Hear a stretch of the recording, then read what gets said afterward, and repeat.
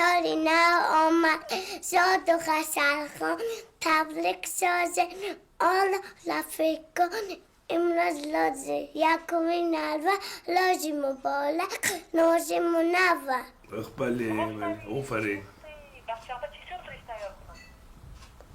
دختری رخشانه حکیمووا روزنامه‌نگار زندانی تاجیک برای مادرش سرود می‌خواند. این طفل خمار دوری از مادر را از طریق چنین صحبت‌های تلفنی می‌شکند.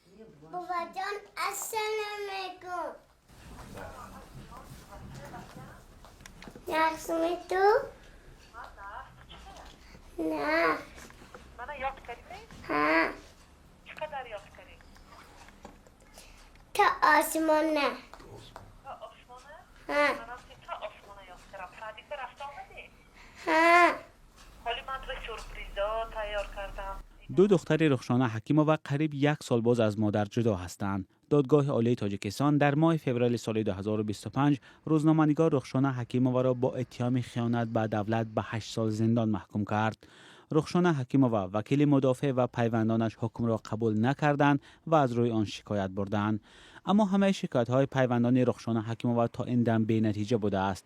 دادگاه حتی درخواست‌ها برای به تأخیر انداختن اجرای حکم تا بزرگ شدن فرزندان رخشانه را رد کرد.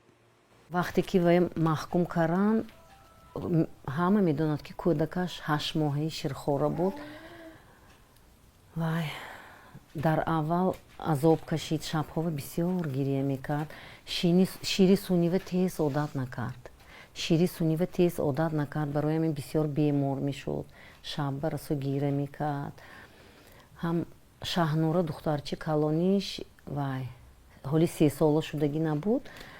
ویم هر روز میپرسید وای مادرم کنی کودکستان می آمد تو در آمده.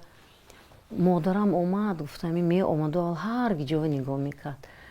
ثانی وای اکو ما گفتیم که مادرت بیمار خاننده. فکر میکرد حالی هم فکر میکند که مادرش در بیمار خانه. خیر خیلی عذاب کشیدیم اول. خیر اکو عادت حاضر خیر عادت کردیم گوییم بر بیر اکو فرزندانش با قیمده ما حرکت میکنیم هم با ناز نگاه کنیم مهربانی کنیم، لیکن بر بیر جای مادر هیچ کس نمیگیره. برای همین اکو خیر عذاب ده بسیار اونا قیم. بوواش موچ کنی؟ شکرانه حالا مادر را به سری ندیده است. او همگی 8 ماه بود که مادرش را زندانی کردند. فرزندان رخشانه حکیمووا حالا هر 2 ماه با مادرشان در محبس زنانه نارک وا میخورند. بعد هر دیداربینی کودکان نمیخواهند از نزد مادر برگردند. دیداربینی و میریم آمدن برسو گریه میکند. گشته آمد با گریه میکند، میگوید که من وای مادرم کتی میمانم همینجا. تو گریه میکند. خیر یک بالا کره میبیاریم گیره کننده گشته میبیاریم. با میبیاد زیتا 1 هفته با وای زیق میگردد در فکری مادره.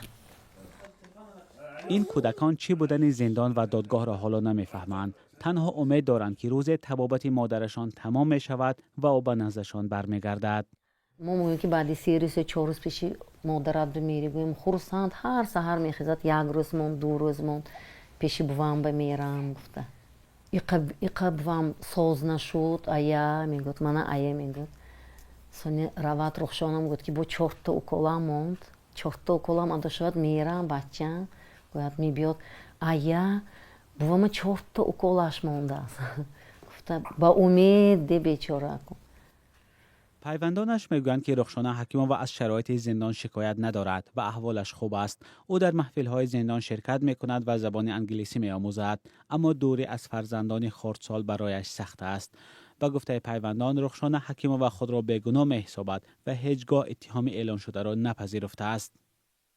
دادگاه پرستاری 2 فرزند رخشانه حکیمووا را به دوش والدانش گذاشته است. پدر و مادر رخشانه میگویند که از چیز کمبود ندارند، اما درد دوری از مادر برای طفلانش آسان نیست.